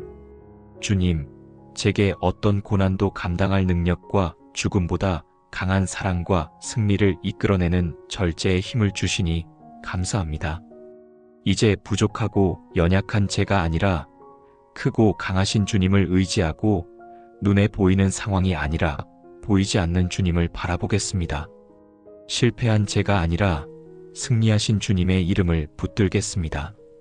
우리가 넉넉히 이기느니라. 주님, 죽을 것 같이 힘들어도 너 안 죽어 하시는 주님의 말씀을 의지합니다. 저를 사랑하시는 주님이 계시기에 어떠한 상황에서도 넉넉하게 이기고 모든 삶의 자리에서 완벽하게 승리할 것입니다. 주님으로 인해 생각지 못한 은혜가 찾아오고 말도 안 되는 기적이 일어나고 상황을 뒤집는 대역전의 승리를 할 것입니다. 주님, 사람들은 자기 능력, 자신의 배경, 자신의 성취를 자랑하지만 제가 자랑할 것은 만군의 여호와 하나님이십니다. 죄로 죽었던 저를 다시 살리신 하나님, 어두운 제 삶의 빛이 되신 하나님, 저를 위해 모든 것을 준비하시고 승리케 하신 하나님이 저의 자랑입니다. 주님, 저는 주님을 자랑하며 주님을 높이는 삶을 살겠습니다. 승리의 주님 찬양합니다. 높임을 받아주시옵소서. 저를 승리자가 되게 하시는 예수님의 이름으로 기도드립니다. 아멘. 신명기 28장 12절 하반절. 경제적 반전에 복 구워주고 꾸지 않게 될 것이다. 살아가며 가장 힘든 것 중 하나는 빌려야만 하는 삶입니다. 누군가에게 손을 벌리고 도움을 구하고 잠시라도 체면을 내려놓아야 하는 상황은 스스로의 자존감까지 무너뜨리기 일쑤입니다. 재정적 어려움이 길어질수록 언제쯤 내가 빌리지 않고 살 수 있을까? 라는 탄식은 깊어집니다. 그런데 신명기 28장 12절 하반절은 전혀 다른 선언을 들려줍니다. 이 말씀은 단순히 경제적 풍요를 약속하는 것이 아니라 인생의 흐름 자체가 완전히 반전된다는 하나님의 약속입니다. 지금까지 부족한 자로 의지할 수밖에 없는 위치에서 살아왔던 우리가 이제는 누군가에게 공급하고 나눠주는 자로 바뀐다는 말씀입니다. 이 말씀을 처음 읽을 때는 믿기지 않았습니다. 내가 꾸어주는 자가 될 수 있다고? 라는 의심이 마음을 스쳤습니다. 그만큼 현실은 반대였습니다. 카드값에 쫓기고 매달 빠듯한 지출에 시달리며 다음 달이 오기 전에 다음 달이 걱정되는 삶. 그러나 말씀은 현실을 따라 움직이지 않습니다. 말씀은 현실을 뚫고 들어와 그것을 바꾸기 시작하는 능력입니다. 많은 민족에게 꾸어줄지라도라는 표현은 단순히 한 사람, 한 공동체를 넘어 수많은 이들을 섬길 수 있는 자원과 영향력을 가진 사람으로 회복된다는 뜻입니다. 그리고 그 반대편에서 너는 꾸지 아니할 것이다라는 선언은 이제 더 이상 의존하지 않고 당당하게 설 수 있는 삶으로 옮겨진다는 하나님의 복의 절정입니다. 이 말씀을 붙잡고 7일 동안 신명기 28장을 반복해 읽으며 하루를 시작했습니다. 기도의 방향도 달라졌습니다. 살게 해주세요에서 살릴 수 있게 해주세요로, 모자라지 않게 해주세요에서 흘려보낼 수 있게 해주세요로. 이 기도는 단순히 마음의 자세를 바꿔준 것이 아니라 실제 삶의 흐름까지 변화시키기 시작했습니다. 먼저는 돈을 쓰는 기준이 바뀌었습니다. 이전에는 절약이라는 이름으로 모든 것을 아끼며 불안 속에서 움직였지만 이제는 흘려보낼 수 있는 여지를 남겨두는 삶을 꿈꾸게 됐습니다. 수입이 많아진 것이 아니었습니다. 하지만 나눌 여유는 자꾸만 생겼습니다. 예상하지 못했던 경로로 필요한 자금이 들어왔고 꾸준히 지출되던 항목이 끊기거나 줄어들며 채움과 절제가 동시에 일어나는 경험을 하게 됐습니다. 더 놀라운 것은 그 채움이 단지 내 안에만 머물지 않고 흘러나가기 시작했다는 점입니다. 누군가의 필요를 도울 수 있는 마음의 여유가 생겼고 아주 작지만 진심 어린 나눔이 시작됐습니다. 그리고 그 나눔을 통해 관계가 열리고 새로운 길이 열리는 것을 보았습니다. 하나님은 단지 내 통장을 채우시는 분이 아니라 나를 통해 다른 이의 삶에도 복이 흐르게 하시는 분이셨습니다. 꾸지 아니할 것이다라는 이 복은 단지 나는 괜찮다는 수준이 아니라 내가 이제는 도울 수 있는 사람이다라는 회복의 정체성입니다. 이 말씀은 또한 돈에 대한 관점을 완전히 전환시켜줍니다. 돈이란 것은 더 많은 것이 아니라 바른 통로에 흘러가는 것이 복입니다. 꾸지 않는다는 것은 단지 외적 차림만이 아닙니다. 누구에게도 기대지 않는 온전히 하나님만을 의지하는 내적 독립이기도 합니다. 그리고 많은 민족에게 꾸어준다는 것은 단지 재산의 크기가 아니라 하나님의 복을 위탁받아 흐르게 하는 도구로 쓰임받는다는 뜻입니다. 결국 이 말씀은 재정의 단순한 증가가 아니라 복의 구조 자체가 바뀌는 것을 의미합니다. 나는 이제 더 이상 채워져야 할 존재가 아니라 하나님의 복을 나누는 존재로 자리 바꿈하는 것입니다. 한편 이 말씀을 묵상하면서 반드시 기억해야 할 것은 복은 단지 나를 위해 존재하는 것이 아니라는 점입니다. 하나님은 우리가 풍성해져서 그것을 움켜쥐고 살기를 원하시는 것이 아닙니다. 그분은 우리가 머리가 되게 하시고 창고에 복을 쌓아주시고 떡 반죽 그릇에도 복을 주시지만 그 모든 복은 결국 나눔을 위한 것이라는 것을 말씀을 통해 분명히 하십니다. 많은 민족에게 꾸어줄지라도라는 말은 단지 우월감이나 여유의 상징이 아니라 복을 흘리는 삶의 본질을 보여주는 구절입니다. 하나님은 우리가 복의 통로가 되길 원하십니다. 단지 살아남는 것이 아니라 살리는 자로 세우시길 원하십니다. 이 구절을 진심으로 받아들이는 순간 마음 깊은 곳에서 어떤 결단이 일어났습니다. 나는 더 이상 꾸는 자가 아니라 흘려보내는 자로 살아가겠습니다. 이 고백은 단지 믿음의 선언이 아니라 실제적인 삶의 원칙이 되었습니다. 돈을 바라보는 눈이 바뀌고 가계부를 쓰는 습관이 바뀌고 소비의 목적이 바뀌었습니다. 그 결과 놀랍게도 삶의 흐름이 다시 살아나기 시작했습니다. 복은 감정이 아니라 방향입니다. 하나님은 그 방향을 우리에게 명확히 제시하셨습니다. 순종의 길로 걷는 자에게 하나님은 복의 방향을 주시고 그 길 위에 공급을 더하십니다. 주님 마귀는 오늘도 저를 향해 실패자라고 소리칩니다. 그러나 복음의 놀라운 비밀은 제가 예수 그리스도로 말미암아 승리자가 되었다는 것입니다. 제 모습이 어떠하든 몇 번을 실패했든 사람들이 뭐라 하든 상황이 어떻게 흘러가든 그것과 상관없이 저는 세상을 이기신 주님으로 말미암아 승리할 것입니다. 이제 패배자의 옷을 벗어버리고 승리자의 모습으로 당당하게 나아가겠습니다. 주님께서 주신 놀라운 능력이 제 안에 있습니다. 마귀를 대적하는 십자가의 능력과 죄를 이기는 예수 이름의 능력입니다. 유혹을 물리치는 말씀의 능력과 고난을 돌파하는 기도의 능력과 기적을 일으키는 믿음의 능력입니다. 주님께서 주신 이 놀라운 능력으로 승리할 것을 믿습니다. 주님, 제 삶에 고난도 있지만 주님의 은혜는 훨씬 더 많았습니다.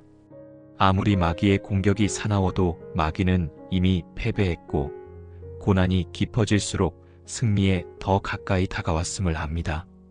이제 저의 삶을 제한하지 않겠습니다. 이기게 하실 주님을 신뢰하며 승리를 꿈꾸겠습니다. 하나님이 우리에게 주신 것은 두려워하는 마음이 아니요 오직 능력과 사랑과 절제하는 마음이니 주님 마음은 하나님께서 주신 것이 아니라 마귀가 준 것입니다. 저의 길을 죽이고 자신감을 잃게 하고 주눅들게 하는 것은 마귀의 역사입니다. 주님, 제게 어떤 고난도 감당할 능력과 죽음보다 강한 사랑과 승리를 이끌어내는 절제의 힘을 주시니 감사합니다.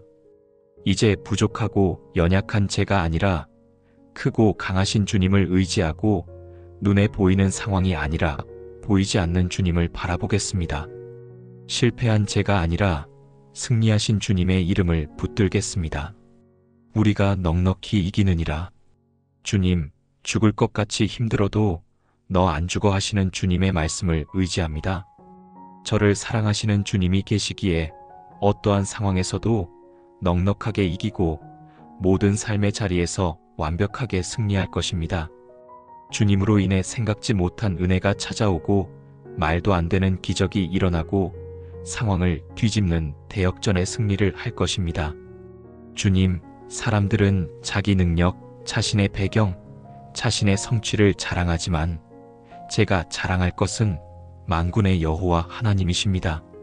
죄로 죽었던 저를 다시 살리신 하나님, 어두운 제 삶의 빛이 되신 하나님, 저를 위해 모든 것을 준비하시고 승리케 하신 하나님이 저의 자랑입니다.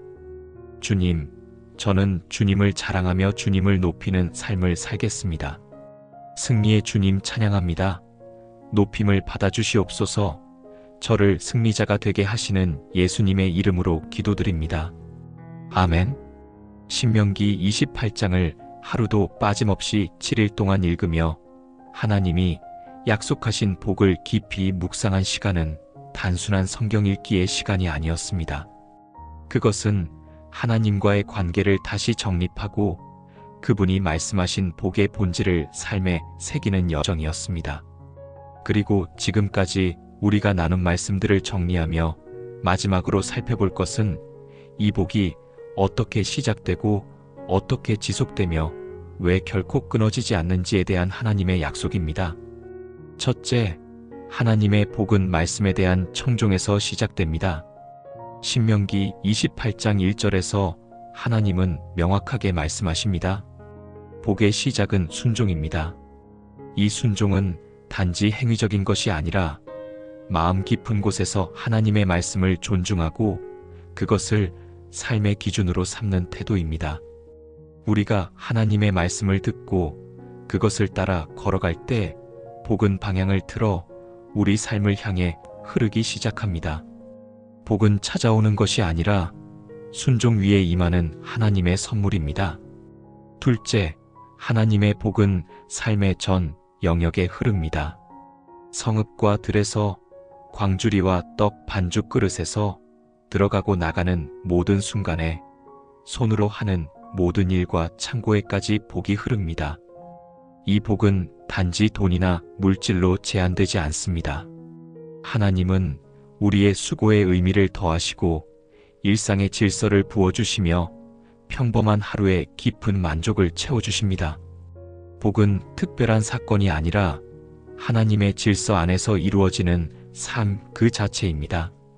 그러므로 우리는 특정한 자리에 이르러야만 복을 받는 것이 아니라 지금 이 자리에서 하나님과 동행하며 말씀대로 살아갈 때 이미 복의 한가운데에 있는 것입니다. 셋째, 하나님의 복은 신분을 바꾸십니다. 하나님은 우리를 성민으로 세우시며 하나님의 이름이 불리는 존재로 만드십니다. 이 복은 단지 삶의 외적인 형편이 아니라 내가 누구인가를 바꾸는 은혜입니다. 하나님의 자녀라는 정체성은 세상의 평가나 상황에 흔들리지 않는 복의 근거입니다.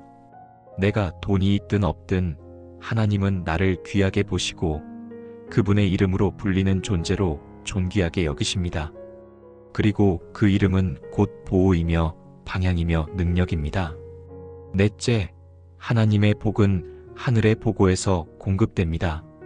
그분은 때를 따라 비를 내리시고 우리가 감당할 수 있는 방식으로 가장 필요한 순간에 채우십니다. 복은 즉각적인 부유함이 아니라 필요한 때에 필요한 만큼을 공급받는 은혜입니다. 이 때를 따라라는 하나님의 방식은 인간의 시간표와 다르지만 그 정확성과 섬세함은 우리의 믿음을 성장시키기에 충분합니다. 그리고 그 채움은 무조건적이거나 무분별하지 않습니다. 순종하는 자, 손으로 일하는 자, 말씀 앞에 머무는 자에게 흐르는 하나님의 공급은 끊어지지 않습니다. 다섯째, 하나님의 복은 삶의 위치를 바꾸십니다. 머리가 되고 꼬리가 되지 않으며 위에 있고 아래에 있지 않게 하시겠다는 약속은 단순히 높아짐의 상징이 아닙니다. 하나님은 우리를 결정권을 가진 자리로 부르시며 더 이상 상황에 끌려다니는 인생이 아니라 말씀을 기준으로 주도하는 삶을 살게 하십니다. 경제적으로도 더 이상 빌리는 인생이 아니라 구워주는 인생으로의 전환은 곧 복의 흐름이 달라졌다는 확실한 증거입니다. 하나님은 우리 삶 전체를 움직이시는 분이시며 그분이 함께 하실 때 우리는 어디에 있든지 머리가 될 수 있습니다. 여섯째, 하나님의 복은 흘러가는 구조를 갖고 있습니다. 많은 민족에게 구워주는 삶, 나누는 삶, 공급하는 삶은 곧 하나님이 우리를 복의 통로로 삼으셨다는 뜻입니다. 하나님이 복을 우리 안에만 머물게 하시지 않는 이유는 분명합니다. 그 복을 통해 이웃을 섬기고 공동체를 살리고 세상 속에서 하나님의 이름을 드러내도록 하시기 위함입니다. 복은 나의 만족을 위한 것이 아니라 하나님의 뜻을 이 땅에 이루기 위한 자원입니다. 일곱째, 이 복은 끊기지 않습니다. 그 이유는 복이 인간의 능력이나 조건에 따라 결정되는 것이 아니라 하나님의 말씀과 명령에 기초하기 때문입니다. 신명기 28장의 복은 철저하게 하나님의 권위와 신실함에 달려 있습니다. 그래서 우리가 순종하고 하나님의 말씀을 따라 살아갈 때 아무리 흔들리는 세상 속에서도 그 복은 꺾이지 않고 멈추지 않고 계속해서 흘러갑니다. 하나님은 약속하신 것을 지키시는 분이시고 그분의 말씀은 지금도 우리 삶 속에서 살아 움직이고 있습니다. 지금까지 신명기 28장을 통해 하나님의 복의 흐름을 하나하나 짚어보았습니다. 말씀을 붙잡고 순종할 때 복은 시작되고 일상 전반에 스며들며 우리의 정체성을 새롭게 하고 공급을 통해 회복되며 위치를 바꾸고 나눔을 통해 확장되고 끝내 멈추지 않는 흐름으로 이어진다는 것을 우리는 말씀 속에서 확인했습니다. 복은 바깥에서 오는 것이 아니라 하나님과의 관계 속에서 자라나는 것입니다. 오늘도 하나님은 복을 명령하고 계십니다. 문제는 그 복을 받을 준비가 되었는가 하는 우리의 자세일 뿐입니다. 하나님은 여전히 신명기 28장의 복을 선포하고 계십니다.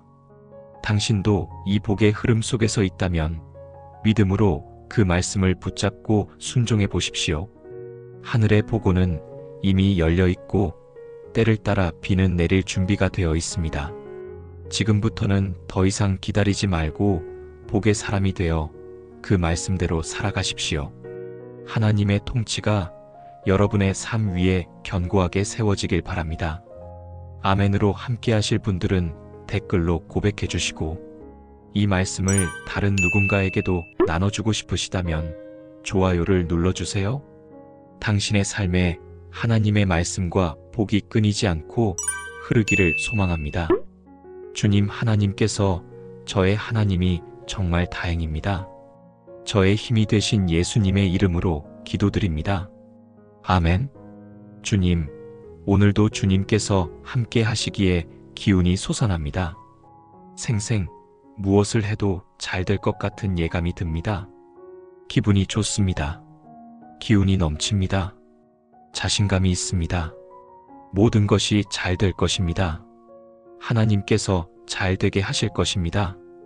좋은 일이 생기고 점점 더 좋아질 것을 믿습니다. 제 안에 계신 성령 하나님께서 제 삶을 놀랍게 인도해 가실 것을 긍정적인 태도와 살리는 언어로 제 주변까지 선한 영향력이 흘러가게 주시옵소서. 제 삶이 다른 사람에게 도움이 되고 축복이 되는 삶이 되게 해주시옵소서. 진리를 알지니 진리가 너희를 자유케 하리라. 예수님, 주님께서 저를 자유케 하셨습니다. 십자가의 은혜가 저를 자유케 했습니다. 자유롭게 생각하고 자유롭게 말하고 자유롭게 꿈꾸면서 주님께서 허락하신 자유를 마음껏 누리겠습니다. 주님께서 주신 이 자유로 하나님을 더욱더 사랑하고 이웃을 더욱더 사랑하며 오늘 저에게 허락하신 삶을 더욱더 사랑하겠습니다. 주님, 오늘도 함께 해주셔서 감사합니다. 주님께서 함께 하시니 제 마음이 든든하고 힘이 납니다. 저의 힘과 능력이 되시는 예수님의 이름으로 기도드립니다. 아멘.